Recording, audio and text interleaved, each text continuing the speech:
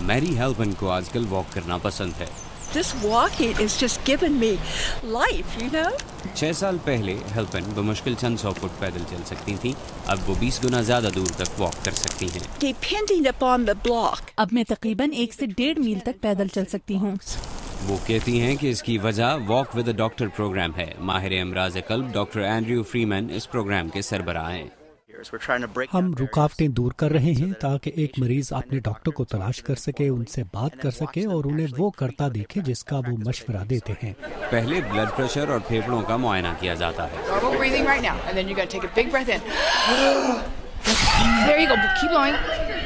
और फिर वो वॉक के लिए चले जाते हैं। मैंने मार्च में वॉक शुरू किया और अब तक मैंने सिर्फ वॉक करके काफी वजन कम कर लिया है। Because my mom made me. I have high blood pressure and my doctor said come do this. Everybody seems to be passing us by, but we're walking still, so that's the important part.